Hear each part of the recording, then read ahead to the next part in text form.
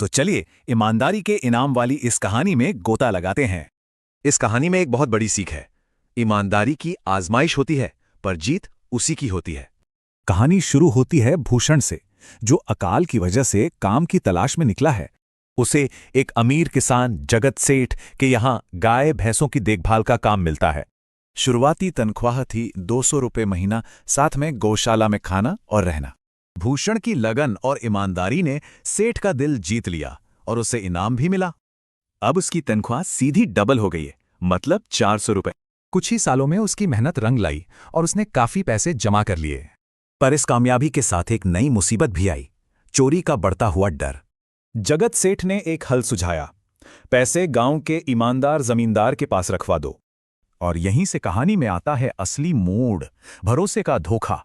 भूषण ने अपनी जिंदगी की पूरी जमा पूंजी 5,800 रुपये जमींदार को सौंप दी। 2 साल बाद भूषण ने सोचा कि अब अपने भविष्य के लिए जमीन खरीदी जाए। पर जमींदार तो पलट गया, बोला कौन से पैसे, कोई लिखा पड़ी है। देखिए जमींदार का दोगलापन, वादा कुछ और हकीकत कितनी बेरहम। भूषण ने जब मिन्नतें की तो जमींदार ने उसे पिटवा कर बाहर फेंकवा दिया।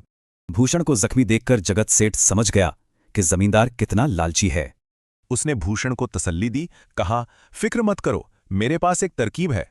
ये प्लान 3 हिस्सों में था, जिसका मकसद जमींदार के लालच को उसी के खिलाफ इस्तेमाल करना था। अब जाल बिछ चुका था। जमींदार के सामने एक बहुत बड़ा लालच फेंका गया। 50,000 रुपए का लालच देखते ही जमींदार को भूषण याद आ गया। फौरन माफी मांगी और भूषण के 5,800 रुपए लौटा दिए। तभी नौकर आया और जगत सेठ ने अपने 50,000 रुपए वापस ले लिए। जमींदार देखता रह गया। तो हुआ ये कि लालची जमींदार ने चोरी के 5,800 रुपए भी गंवाए और 50,000 भी हाथ नहीं लगे।